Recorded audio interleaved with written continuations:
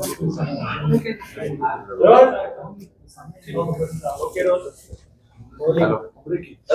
पत्रकार परिषद घेतात काही विशेष कारण? पाठीमागच्या अधिवेशन काळामध्ये सभागृहात चर्चा करीत असताना अनेक सन्माननीय सदस्य महोदयांनी खाजगी शिकवणी केंद्र कोचिंग क्लासेस या संदर्भामध्ये चर्चा झालेली आणि त्या अनुषंगाने महाराष्ट्र शासनाच्या माध्यमातून या संदर्भात कायदा करण्याचं काम, त्याचं प्रारूप तयार करण्याचं काम आता प्रगतीपथावर आहे. साधारणपणे खाजगी शिकवणी केंद्र कोचिंग क्लासेस, तर याचं एक प्रारूप तयार करून जनतेच्या मतांच्यासाठी, त्यांच्या विचारांच्यासाठी ते टाकण्यात आलेलं आहे. या प्रारूपामध्ये प्रामुख्याने सर्वसाधारणपणे त्या कोचिंग क्लासेसची नोंदणी करणं अपेक्षित आहे. किमान 25च्या पुढे विद्यार्थी, म्हणजे ज्यांच्याकडनं शुल्क आकारणी करून फी घेऊन शिकवलं जात आहे, अशा सर्व क्लासेसच्या साठी हे बंधनकारक असणार आहे. 13 वर्षाखालील विद्यार्थ्यांना तिकडे प्रवेश देता येणार नाही. इतर शाळांमध्ये जे शिक्षक बंधू भगिनी आता कार्यरत आहेत त्यांना कोचिंग क्लासेसमध्ये सहभाग घेता येणार नाही. शाळा महाविद्यालयाच्या आवारामध्ये हे कोचिंग क्लासेस चालवता येणार नाहीत. बऱ्याच ठिकाणी आपण पाहतो की फसव्या जाहिराती दिल्या जातात आणि मग अशा खोट्या फसव्या जाहिराती त्या ठिकाणी देता येणार नाहीत. एखाद्या पालकाला जर आपल्या विद्यार्थ्याला त्या क्लासेसमधनं विड्रॉल करायचं असेल, त्या विद्यार्थ्याला त्या क्लासेसमध्ये जायचं नसेल, तर त्याच्या शुल्क परताव्याची पण तरतूद त्या ठिकाणी ठेवण्यात आलेली आहे. आणि साधारणपणे ज्या काही भौतिक सुविधा असतात, एका विद्यार्थ्याच्यासाठी साधारणपणे 1 स्क्वेअर मीटर अशा पद्धतीची जागा त्या क्लासेसची तिकडे अपेक्षित आहे. आणि मग इतरही टॉयलेट असेल, इतरही ज्या काही सुविधा लागतात त्या सुविधा पण त्या ठिकाणी असल्या पाहिजेत. विद्यार्थ्यांच्या सुरक्षेच्या संदर्भामध्ये त्या ठिकाणी उपाययोजना असली पाहिजेत. आणि साधारणपणे दिवसभरातनं 5 तास हे क्लासेस होऊ शकतील. त्यातल्या त्यात जसं मी बोललो की शाळेच्या आवारात परिसरात ते नको, तर शाळेच्या वेळेत पण ते असायला नको. त्याच्यासोबतच जर कोणी या आता आणखी जनतेतनं जे काही सूचना येतील त्यांचं मनोगत येईल आणि सभागृहामध्ये हा कायदा अंतिम केल्याच्या नंतर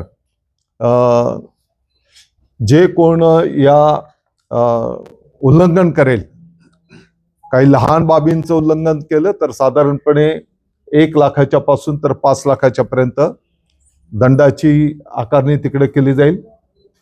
परत जर अशाच पद्धतीचं उल्लंघन केलंय सूचना केल्याच्या नंतरही, तर 5 लाख ते 10 लाखाच्या पर्यंत दंडाचे प्रावधान तिकडे ठेवलेलं आहे.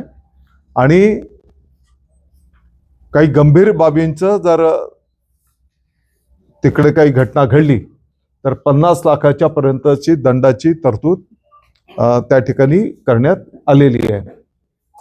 मला वाटतं की महाराष्ट्राच्या सर्व पालकांनी या संदर्भामध्ये जे काही चिंता व्यक्त केली होती, केंद्र शासनाचं जे काही मार्गदर्शन आहे आणि इतर राज्यांमध्ये पण या संदर्भातले काय नियम केलेले आहेत, सर्वसाधारणपणे याचा विचार करून अभ्यास करून हे प्रारूप तयार करण्यात आलेलं आहे. आणि या माध्यमातून मी महाराष्ट्राच्या नागरिकांना पण विनंती आवाहन करेन की आपल्याही काही या संदर्भातल्या सूचना असतील तर त्या आपण या कायद्याच्या संदर्भातल्या ठेवाव्यात.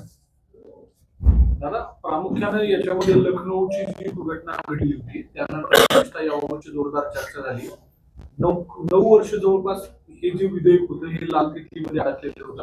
तत्कालीन शिक्षण मंत्र्यांनी याबाबतची मसुदा समिती स्थापन केलेली होती, त्याबाबतचं अंतिमता झालं होतं आणि लागलीच जे अधिवेशन येणार त्यावेळेला ते मंजूरही केलं जाणार होतं. 9 वर्ष शासन पातळीवर हे सगळं का नेमकं म्हणून रखडून राहिलं? मला वाटतं की मागच्या एक वर्षभराच्या पासून या विषयावर विभागाचे अधिकारीगण त्यांनी अभ्यास केलेला आहे. जसं मी आता बोललो की केंद्र शासनाचंही मार्गदर्शन आणि इतर राज्यांमध्ये पण जिथे जिथे या संदर्भातले काही नियम प्रस्थापित केलेले आहेत तर त्या सर्व गोष्टींचा एक गोषवारा करून हे प्रावधान त्या ठिकाणी करण्यात आलेलं आहे. पण नेमकं अडून का राहिलेलं होतं 9 वर्ष जवळपास?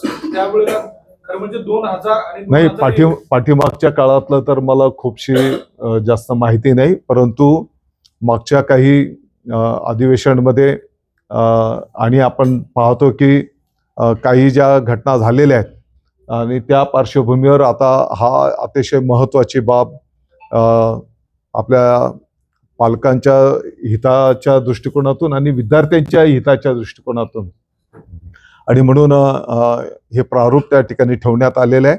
आणि शासनाचा मानस आहे की येणाऱ्या अधिवेशनमध्ये दोन्ही सभागृहांमध्ये चर्चा करून हा कायदा आपल्याला पारित करायचा आहे. दादा, काही क्लासेस नेट कॉलेजशी टायप करतात, विद्यार्थी कॉलेजमध्ये जातच नाही, ते फक्त क्लासमध्ये शिक्षण घेतात, याबाबत त्याच्यात काही उल्लेखच नाही. जे असं करतील कदाचित त्या शाळेंची म्हणजे त्याच्यामध्ये ऑलरेडी शाळेंची पण मान्यता रद्द केली जाईल. जर शाळा आपण जसं म्हटले की बऱ्याच ठिकाणी आपण पाहतो की त्यातल्या त्यात 11वी 12वी याच्यामध्ये विद्यार्थी एका कॉलेजमध्ये प्रवेश तिकडे घेतात आणि मोठ्या प्रमाणात क्लासेसमध्येच त्यांची उपस्थिती असते आणि म्हणून पालकांना कॉलेजची फी भरावी लागते आणि इकडे क्लासेसची पण फी भरावी लागते.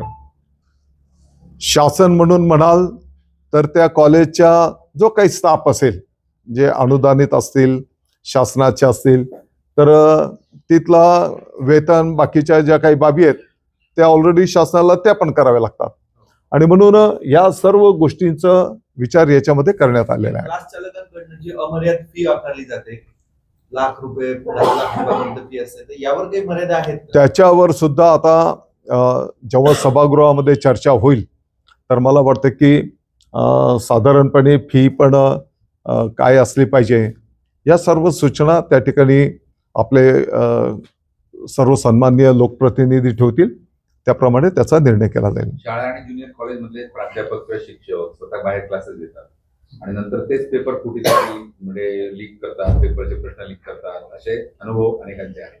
तर याबद्दल आपण कोचिंग क्लासेस सोबत या शिक्षकांवर पण काही निर्बंध आणणार?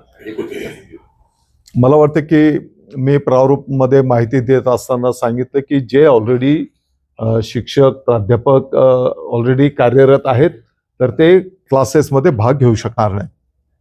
आणि याच्यामध्ये घरगुती पद्धतीने शिकवले जातात, अनेक महिला असतात त्या गल्लीमध्ये किंवा आपल्या घरातच अशा स्वरूपानं अनेकदा क्लासेस चालवत असतात, त्यांचा आणि यांचा ताळमेळ कसा बसवणार? मोठे क्लासेसच्या दृष्टीने हे सगळं विधेयक दिसतंय, मात्र घरगुती पद्धती मला वाटतं की मी माहिती देताना सांगितलं की किमान 25च्या पुढची विद्यार्थी संख्या आत्ताच्या घडीला जे काही इतर राज्यांमध्ये किंवा आपल्याला केंद्र शासनाचे जे काही मार्गदर्शन आहे आणि फी घेऊन जिथे हे क्लासेस घेतले जातात.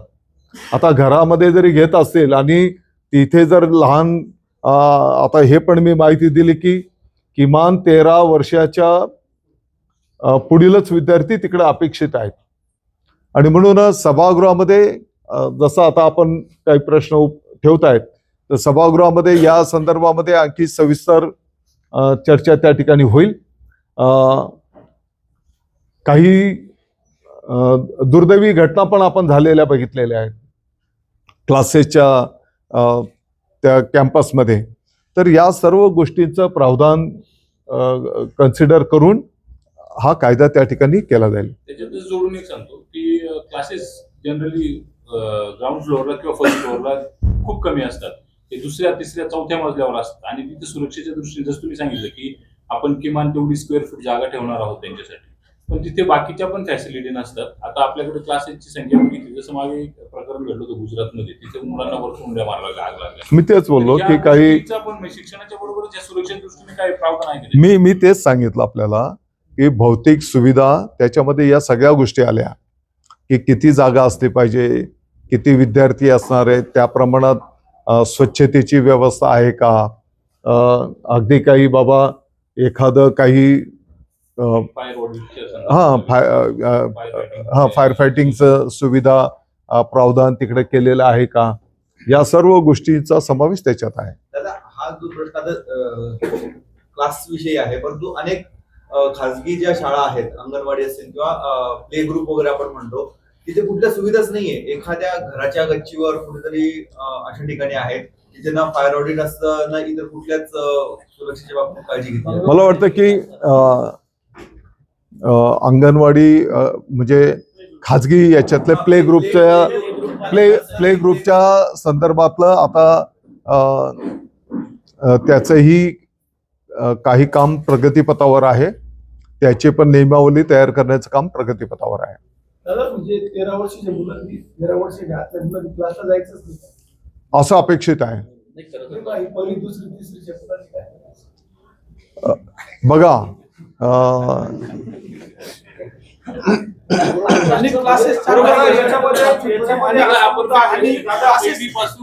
अंगणवाडी पासून एकीकडे अंगणवाडीत मुलं जातात आणि सायमल्टेनियसली तो अंगणवाडीत जाणारा मुलगा आहे, तो घराच्या शेजारी ट्युशन असली की त्याच्यामध्ये जातो. तो हार्डली त्याचं वय असं 4 वर्ष. बघा आता पहिलीच्या खालचे जे वर्ग आहेत ते पण येणाऱ्या काळामध्ये जिथे आता पहिलीपासूनची शाळा आहे त्याला ते जोडले जाणार आहेत की जेणेकरून लहान बाळांमध्ये अनुकरण आणि ग्रास्पिंग हे एक म्हणजे जेवढे विद्यार्थी असले तर ते त्यांचं अनुकरण करत असतात.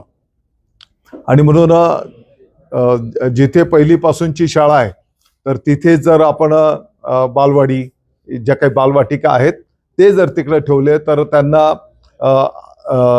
शब्दांची ओळख, अंकगणित हे लवकर ग्रास्पिंग होत आहे.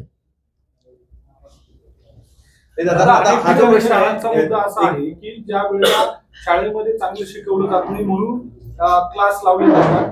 जडणघडणीच्या काळामध्ये साधारणपणे लहान वयामध्येच हे सगळं केलं जात असताना 13 वर्ष आपण म्हटलं, त्यावेळेला अनेक ठिकाणी मोठी अडचण निर्माण होऊ शकते. नाही, मला वाटतं की लहान बाळांच्या मानसिकतेचा विचार करून हे फक्त महाराष्ट्रच आपण करतो आहोत अशातला भाग नाहीये. इतर राज्यांनी पण जे काही प्रारूप केलेलं आहे ते पण आपण सरासरी ती घेतलेली आहे. शेवटी त्यांचं जे काही वय आहे त्यांचे शाळेमध्ये पण ऑलरेडी त्यांचा जो काही वेळ जातो त्याच्यामध्ये त्यांना शिक्षण मिळत असते. त्याच्यानंतर घरी आल्याच्या नंतर आपण पण त्यांचा घरी सराव करूनच घेतो. त्यातल्या त्यात मेजॉरिटी संख्येने हा 11वी 12वीच्या संदर्भामध्ये जी मोठ्या प्रमाणात पालकांच्या तक्रारी असतात तिथे जास्त प्रभावीपणे आपल्याला या विषयावर काम करावं लागेल. दादा, हा शैक्षणिक पेक्षा सामाजिक इश्यू जास्त होईल 13 वर्षाच्या खाली. कारण जे मुलं 13 वर्षाच्या खाली ते आई वडील दोघेही नोकरी करतायत, त्यांना मुलांकडे बघायला वेळ नाहीये. शाळेमध्ये तेवढ्या दर्जाचं शिक्षण हे दिलं जात नाही आणि मग नाही बघा, ज्यावेळेस परीक्षा झाल्यानंतर पॅरेंट टीचर मिटिंगला हे पालक जातात, तर त्यांना सांगितलं जातं की तुमच्या मुलाची प्रगती चांगली नाहीये, तुम्हाला एक तर वर्गातून काढून घ्यावं लागेल आणि तुम्ही काहीतरी व्यवस्था करा. अशा वेळेस काय करा? नाही ऐका, हे आपण क्लासेसच्या संदर्भात बोलतो आहोत. बरोबर आहे ना? हा, ऑलरेडी शाळा आहेतच ना आपल्या. तेच ना मग क्लास आणि एकेका वर्गात 3-3, 4-4 तुकड्या भरवल्या जातात. शिक्षकांची संख्या देखील तेवढीच कमी आहे, म्हणून त्यांना पर्याय म्हणून क्लास असतो. जिथपर्यंत शासकीय शाळा आहेत किंवा अनुदानित शाळा आहेत, याच येणाऱ्या महिन्याभरामध्ये साधारणतः 30,000 शिक्षकांची भरती होते आहे. साधारणपणे 4 ते 5,000 शिक्षकेतर कर्मचाऱ्यांची भरती होते आहे. जेवढी पटसंख्या आहे त्या प्रमाणात शिक्षक त्या ठिकाणी उपलब्ध होणार आहेत. शिक्षकांच्यामुळे म्हणजे ज्ञानदानाचं काम थांबणार नाही. पण दादा तुम्ही एका बाजूला म्हणतात भरती होते, भरती शिक्षण सेवकांची केली जाईल, त्यांना महिन्याला 5-10 हजार रुपये दिले जातील, तर ते आपल्या रोजगारासाठी किंवा आपल्याला 2 पैसे मिळावे यासाठी ट्युशन घेतात. एका बाजूला तुम्ही सेवा करून घेतात त्यांच्या. नाही ऐका, तो लागल्याच्या नंतर 3 वर्षाचं त्याचा कार्यकाळ झाला की तो परमनंटच होतो.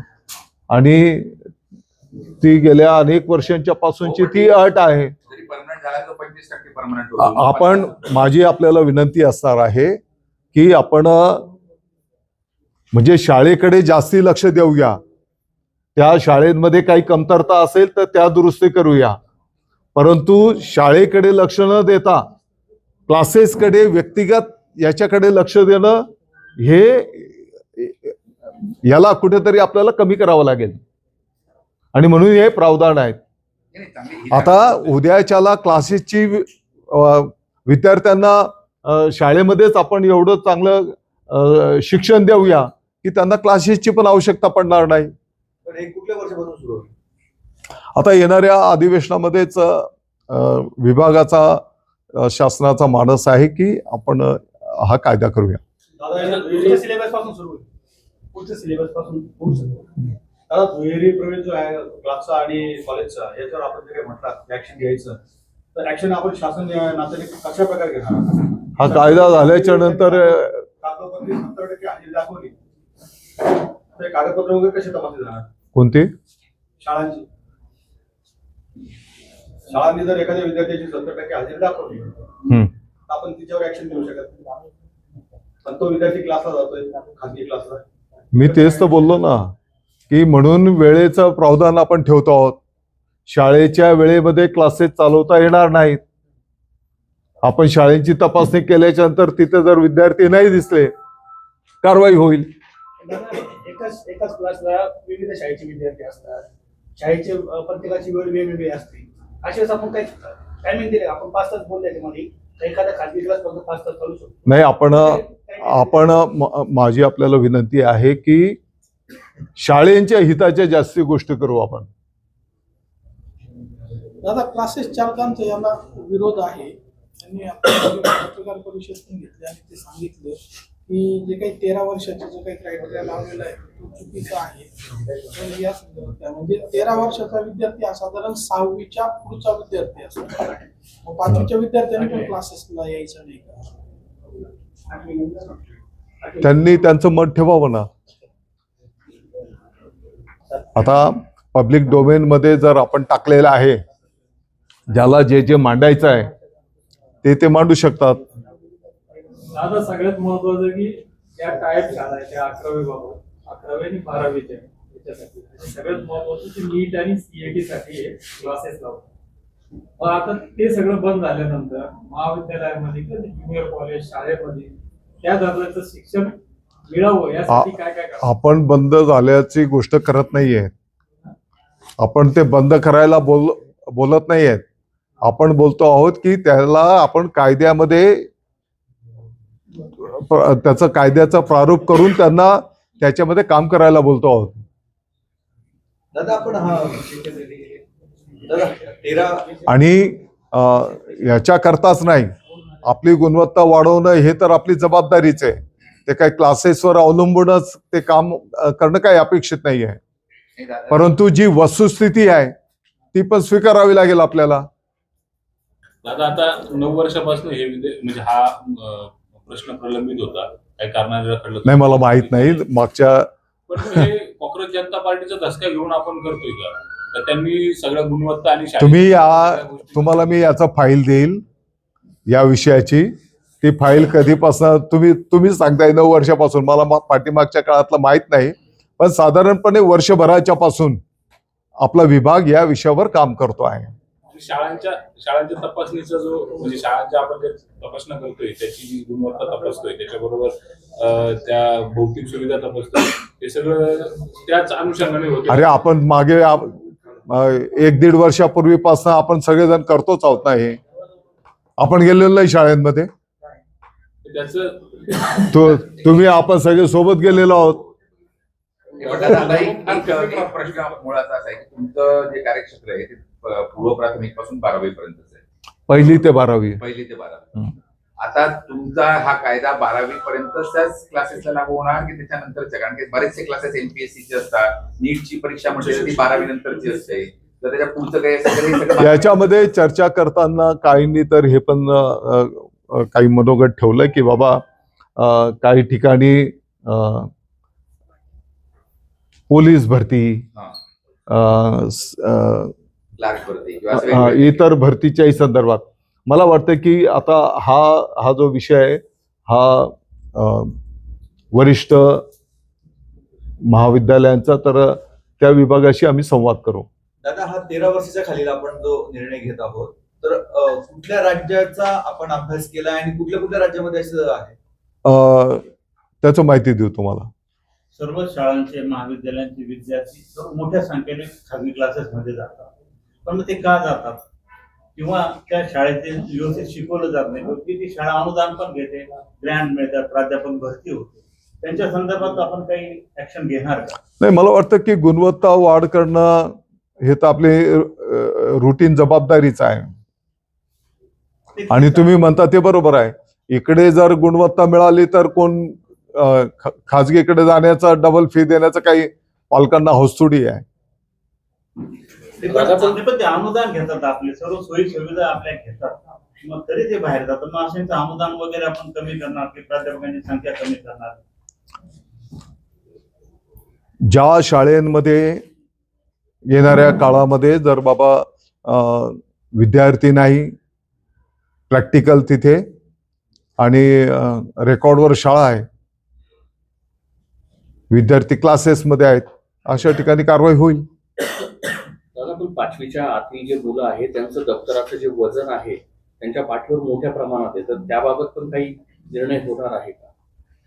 मला वाटतं की पाठीमागच्या काळामध्ये म्हणजे मागच्या 2 वर्षापूर्वीच या संदर्भातलं भरपूर काम त्या ठिकाणी करण्यात आलं. मागच्या काळामध्ये काही पुस्तकांमध्ये कोरी पानं वगैरे पण होती, ती पण आपण त्या ठिकाणी कमी केली. आता नवीन मागच्या वर्षाच्या पासून अभ्यासक्रम पण त्या ठिकाणी बदललेला आहे. 1ली ते 5वीचा अभ्यासक्रम बदलण्यात आलेला आहे.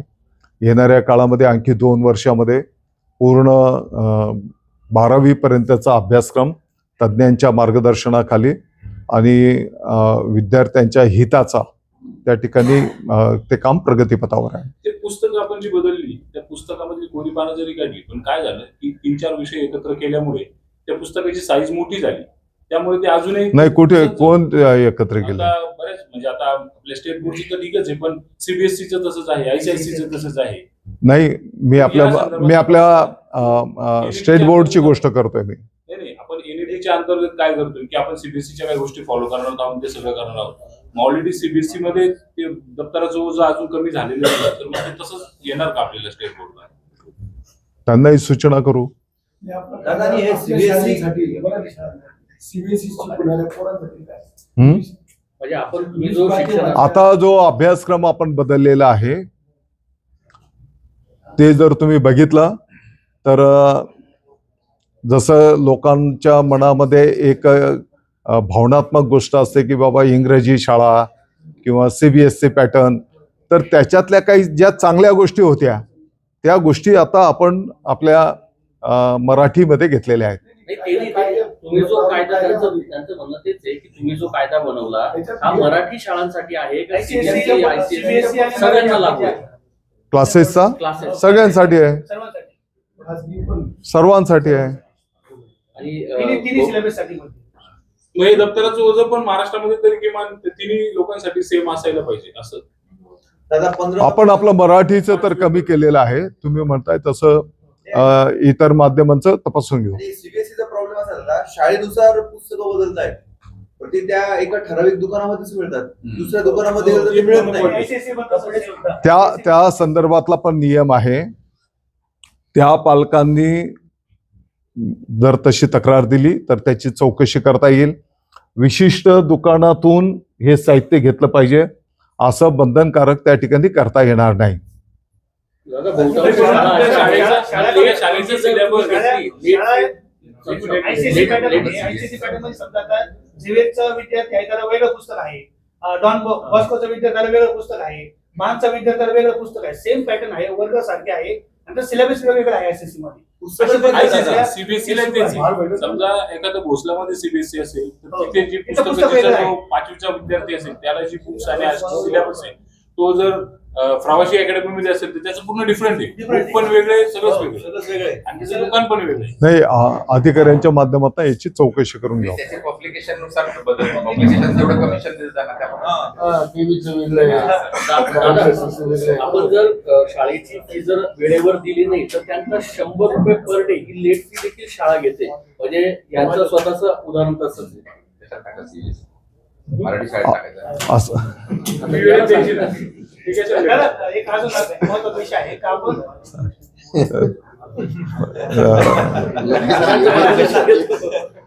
मी नाही बोलू शकत ना ते. दादा आपल्याला सरकार शाळेला निर्बंध आहे पहिलीपासून तर 10वी 12वी पर्यंत, परंतु बऱ्याच शाळांनी play group, junior KG, senior KG असे वर्ग सुरू केलेले आहेत आणि त्यांना जर काही प्रश्न विचारले गेले तर ते म्हणतात आम्ही शासनाच्या कोणत्या नियमात बसत नाही. आणि play group, junior KG, senior केजीच्या माध्यमातून ते म्हणजे फी घेतात, डोनेशन घेतात आणि फी वेगळी घेतात. असे प्रकार सुरू आहेत. तेच विद्यार्थी पुढे कंटिन्यू पहिलीपासून ते विद्यार्थी 10वी पर्यंत कंटिन्यू करतात. अशा परिस्थितीत आपण काही कारवाई करणार का अशा लोकांना? कारण बऱ्याच शाळांनी असे पालकांनी जर या संदर्भातली तक्रार दिली तर तात्काळ चौकशी करू, कारवाई करू. दादा मालेगाव दादा, सुमोटो कोणी करू शकत नाही. कारण समजा पालकांनी ऐका ना, ज्युनियर केजीच्या कोणत्या शाळेमध्ये कुठे ऍडमिशन घ्यायचं असेल ना शाळेची मोनोपॉली त्या पालकाला त्रास होतो. म्हणजे ज्युनियर केजी, सिनियर केजीच्या माध्यमातून नुसतं समजा नाव न टाकता जरी त्याने माहिती दिली की बाबा या शाळेमध्ये एवढी फी आकारली जाते आहे, आम्हाला ऍडमिशन नाही करायची तिकडे पण करू शकतो आपण. मेलोडीचा धडा पण आहे काही शाळांमध्ये. मग आजचा प्रमुख विषय आपला होता की ऐका ना, माझी आपल्याला विनंती आहे, या विषयाच्या संदर्भामध्ये विद्यार्थ्यांचं हित, पालकांचं हित आणि गेल्या अनेक वर्षांच्या पासून या संदर्भामध्ये पालकांना अपेक्षा होती की असं काहीतरी कायदा आला पाहिजे आणि म्हणून मुद्दामहून आपल्या माध्यमातून मी महाराष्ट्राच्या नागरिकांना विनंती आवाहन करतो की आपल्याही काही सूचना या संदर्भातल्या असतील तर त्या आपण द्याव्या. दादा मुदत किती दिली तुम्ही सूचनांसाठी? 4 सप्टेंबर पर्यंत. दादा मालेगावच्या उपमहापौर आहेत, त्यांच्या दालनामध्ये पुन्हा एकदा टिपू सुलतानचा फोटो लावलाय. छत्रपती शिवाजी महाराज, बाबासाहेब आंबेडकर यांच्या जोडीला टिपू सुलतानचा फोटो लावलाय. मागे काढला होता, परत वादक उठला आणि पुन्हा एकदा त्यांनी फोटो लावला. मी तात्काळ माहिती घेईल आणि तसं जर त्यांनी केलेलं असेल तर त्यांना फोटो काढण्याच्या संदर्भात सूचना करेन. CGP पदाधिकारी, कार्यकर्ते ठिकठिकाणी शाळांमध्ये जाऊन तपासणी करतायत, व्हिडिओ काढतायत, रील करतायत, त्यांना परवानगी आहे? मला वाटतं की आज काही तरुण तिकडे बंगल्यावर आले होते आणि या संदर्भामध्ये ते त्यांच्या भावना त्यांनी ठेवल्या. मी त्यांना समजावून सांगितलं की बाबा शाळेत जात असताना खूप गर्दी घेऊन जायचं, अगदी कॅमेरे घेऊन जायचे, तिथे लहान विद्यार्थी असतात, काही ठिकाणी विद्यार्थिनी असतात, तुम्हाला काही ठिकाणी स्वच्छतागृह व्यवस्थित नाही किंवा शाळेची अवस्था व्यवस्थित नाही किंवा काही चांगल्या सूचना असल्या तर तुम्ही कळवा, त्याचं स्वागत आहे. परंतु काहीतरी मग जाणून बुजून, आता एका ठिकाणी त्या शाळेचेच विद्यार्थी होते, परंतु असं त्याला जसं आरोपीच्या पिंजऱ्यात उभं करून असं दाखवलं गेलं की दुसऱ्या शाळेचे विद्यार्थी इकडे घेऊन बसवलेले आहेत. आणि ते नंतर सिद्ध झालं की ते शाळेचेच विद्यार्थी होते. तर मी त्यांना सांगितले की असं करणं योग्य नाही. राहिला विषय तर तुम्ही काही चांगल्या सूचना केल्या, तिथे शाळा व्यवस्थापन समिती आहे त्या गावाची, त्या भागाची. दादा, आपल्या तालुक्यातच टोकडे गावाला माहितीच्या अधिकारात काय करतात, त्याने अनेक वेळा त्या शाळेबद्दल तक्रारी केल्या आणि अनेक वेळा म्हणजे अनेक वर्षापासून करतात. तिथून आपण सुरुवात करणार का? माझी तुम्हाला विनंती आहे, टोकडे गावाची शाळा बघायला जाऊ आपण, जिल्हा परिषदची. तक्रारी आली. ते सांगतो ना मी, आपण शाळा बघायला जाऊ ना. दादा, मंत्रालयामध्ये ज्या काही नियुक्त करण्यात मंत्र्यांकडे ज्या काही नियुक्त करण्यात आल्या आहेत दुसऱ्या खात्यांमधून तात्पुरत्या स्वरूपात किंवा मौखिक स्वरूपामध्ये आदेश देऊन अधिकारी ठेवण्यात आले आहेत, BA ठेवण्यात आले आहेत, तर त्यांचे सगळं नियुक्ती रद्द करण्याचे आदेश सरकारने दिले आणि 10 सप्टेंबर पर्यंत 15 सप्टेंबर पर्यंत हे सर्व लोकांना परत पाठवायचं आपल्या देशामध्ये. आता आलंय का? आता नाही, मला माहित नाही. कधीपासून दप्तर वाटप बघा, दप्तरच्या संदर्भामध्ये खरं म्हणजे मागच्या वर्षालाच त्याचं प्रारूप आपण तयार केलं होतं आणि चालू वर्षाला शाळा सुरू होत असतानाच ते दप्तर देण्याचं नियोजन करण्यात आलेलं होतं. परंतु त्या दप्तराच्या संदर्भामध्ये काही न्यायालयीन बाबी झाल्या आणि त्याच्यामध्येच माझ्या माहितीप्रमाणे काही महिने त्याच्यात गेले, त्याच्यामुळे तो विषय थांबलेला आहे. अजूनपर्यंत जिल्हा परिषद शाळेला दुसऱ्या गणवेशाचं अनुदान वितरित झालेलं नाही, त्यामुळे अनेक ठिकाणी गणवेश वाटप उल्लंघित आहे आणि स्काउट गाईडचा गणवेश वाटप करण्यात आलेला आहे. पहिला एका गणवेशाचे पैसे शाळा सुरू होण्याच्या आधीच 15 दिवस 3 आठवडे त्या ठिकाणी वितरित करण्यात आलेले आणि जवळपास महाराष्ट्रामध्ये 90% जास्ती निधी त्या ठिकाणी वितरित करण्यात आलेला होता. आणि त्याप्रमाणे गणवेश पण काही शाळा जर सोडल्या तर गणवेश खरेदी, कारण ते शाळा व्यवस्थापन समिती आणि मुख्याध्यापक त्यांच्या पातळीवरच ती होत असते आणि तो गणवेश सुद्धा क्वालिटीमध्ये घेतला पाहिजे. यासाठी चालू वर्षाला त्या जिल्ह्याचे जिल्हाधिकारी, मुख्य कार्यकारी अधिकारी, CO आणि पोलीस अधीक्षक यांच्या मार्गदर्शनाखाली ते गणवेश खरेदी करा, असा शासन निर्णय पण त्या ठिकाणी काढण्यात आलेला होता. आता राहिला दुसऱ्या गणवेशाचा जो काही निधी आहे, मला वाटतं की आता 2-3 दिवसापूर्वीच तो निधी प्राप्त झालेला आहे आणि कदाचित तो शाळा व्यवस्थापन समिती आणि मुख्याध्यापकांना कदाचित वर्गही झाला असेल किंवा आता प्रोसेसमध्ये असेल. जिल्हा परिषदेने 4 ते 5 जणांना त्याबाबतच्या नोटीस सुद्धा बजावल्या होत्या, चांगल्या दर्जाचा गणवेश नव्हता म्हणून. हो, त्या जिथे गणवेश चांगला नाही त्याला लॅबमध्ये पाठवणं आणि लॅबचे रिपोर्ट आल्याच्या नंतर तिथे कारवाई करण्याच्या त्या परिपत्रकामध्येच त्या सूचना होत्या. काय बोला. पोषण आहारासंदर्भातला एक प्रश्न आहे. शाळांना असं सांगितलं गेलं की अन्न आणि औषध त्यांच्याकडून तुम्ही पोषण आहार शिजवण्यासाठी परवाना आणि नोंदणी बंधन करायचं. तर त्या शाळांचं असं मत आहे की आम्ही पुरवठादार नाही, धान्याचे कंत्राटदार नाही, आम्ही फक्त आलेला जो कच्चा माल आहे तो शिजवून मुलांना देतो. तर त्याचं आम्ही का त्याचं रजिस्ट्रेशन करायचं, ते जिल्हा परिषदेच्या शिक्षण विभागाने करायचं नाही.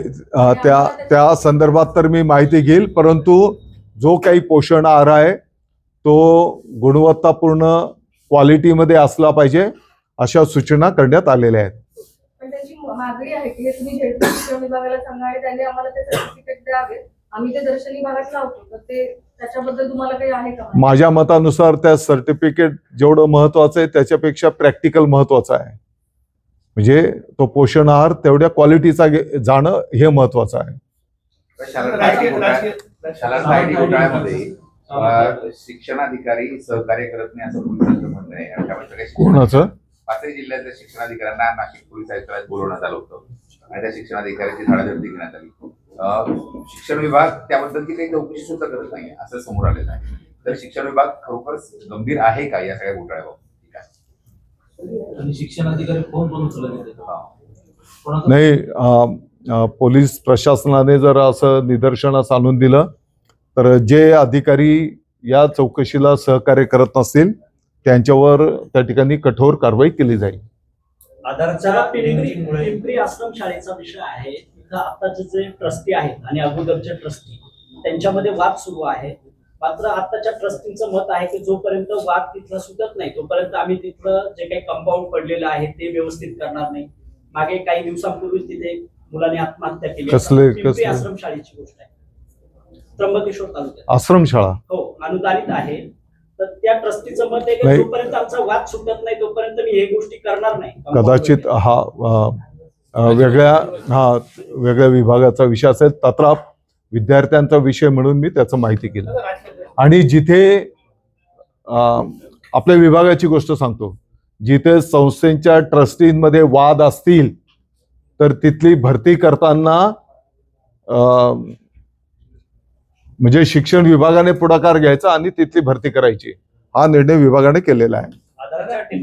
आधारच्या टेक्निकल प्रॉब्लेममुळे अनेक विद्यार्थी हे शाळेत असताना देखील शिक्षकांचं समायोजन झालं आणि त्या विद्यार्थ्यांचा आधार सीडिंग होण्यासाठी लेट होत आहे. त्या ठिकाणी शाळेत विद्यार्थी असताना देखील शिक्षक नाही, काही ठिकाणी एक एक दोन दोन विद्यार्थ्यांचा हा विषय ही वस्तुस्थिती आहे. परंतु त्या तालुक्याचे तहसीलदारांना त्याचा सर्व खातरजमा करून घेणं तसे त्यांना अधिकार आहेत आणि त्या पद्धतीने तो विषय मार्गी लागू शकतो. दादा खड्ड्यांनी आज 8वा बळी घेतलेला आहे नाशिकमध्ये. अंबड लिंक रोडवर एका व्यक्तीचा अपघात झालेला आहे. तो ट्रक खाली माझी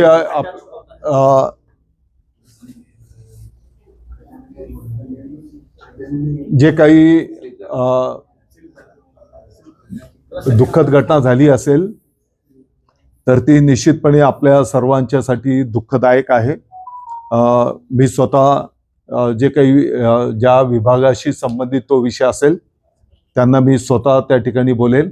आणि पाठीमागच्याही काळामध्ये जेव्हा माननीय मुख्यमंत्री महोदयांनी या संदर्भात बैठक घेतली होती तर सर्व विभागांनी एकमेकांशी संवाद ठेवला पाहिजे अशी सूचना त्या बैठकीमध्ये मी स्वतः पण केली होती. आणि मला वाटतं की समजा एखाद्या रस्त्याचं काम सुरू करायचं आहे तर दोन्ही तिन्ही डिपार्टमेंट जर एकत्र बसले, पोलीस प्रशासनाला पण जर सोबत घेतला तर मग काही कालावधी करता भले 15 दिवस 3 आठवडे जो काही कालावधी महिनाभर त्या रस्त्याच्या कामासाठी लागणार आहे तोपर्यंत डायव्हर्शन असेल किंवा वन वे रस्ता करण्याचा विषय असेल, जर पोलीस प्रशासनाला पण जर आपण सोबत घेतलं तर त्या पद्धतीने तो विषय मार्गी लागू शकतो. आता हे ज्या रस्त्यावरचा खड्डा असेल तर त्या विभागाला मी स्वतः बोलेन. पण त्या दिवशी गिरीश भाऊंनी असं सांगितलं की कामं सुरू व्हायला आणि पूर्तीला जो वेळ येतो, कामं उशिरा सुरू झाली त्याच्यामुळे त्याची पूर्तीसाठी जो वेळ लागणार आहे तो आमच्याकडे कमी, म्हणून ऍट अ टाइम आम्ही शहरामध्ये किंवा सगळीकडे रस्ते सुरू केले, म्हणून डायव्हर्जन केले की सगळीकडे ट्रॅफिक येते. तुम्ही म्हणताय की तो 15 दिवस एकच रस्ता ठेवला तर डायव्हर्जनला दुसरीकडे पर्याय नसतो. तिसऱ्या रस्त्याचं काम चालू आहे, चौथ्या नाही. आता प्रत्येक ठिकाणी अशी केस असेल असं थोडी आहे. काही ठिकाणी ही सुविधा होऊ शकते. तुम्ही म्हणता तसंही 2 ठिकाणी असे पण असतील की दुसऱ्याही रस्त्याचं काम चालू असेल, होऊ शकतंय ना. परंतु आता शेवटी येणाऱ्या कुंभमेळ्याच्या पार्श्वभूमीवर आपल्याला ही कामं पण करायची आहेत. दादा, पण या कुंभमेळ्याच्या नियोजनामध्ये आपला फारसा सहभाग दिसत नाही. केवळ भाजपचे मंत्री, भाजपचाच कुंभमेळा आहे अशी सध्या असं काही नाही. मी तुम्हाला आता सांगितलं की मुख्यमंत्री महोदयांनी बैठक घेतली, त्याच्यामध्ये जसं मी ही सूचना तुम्हाला सांगितली अशा आणखी 4 सूचना तिकडे ठेवलेल्या आहेत. नाशिकमध्ये महापालिका आपण निवडणुकीत एकच मिनिट. आपलं कार्यालय गेल्या 5 महिन्यापासून बंद आहे. तुमच्या ठाकरे गटाचं कार्यालय दिवस रात्र सुरू आहे. आपल्या इथे खंत वाटत नाही. तुम्हाला आपलं कार्यालय दुसऱ्या जागेवर नेलेले ते कार्यालय माहित नाही. बंद आहे. ते बंद आता आहे. आता त्या कार्यालयात पुढची पत्रकार परिषद आपण तिकडे घेऊ. दादा एकच प्रश्न, भाजप पदाधिकाऱ्यांनी एक बॅनर लावलेला आहे, बोर्डिंग लावलेला आहे, तिथं म्हटलं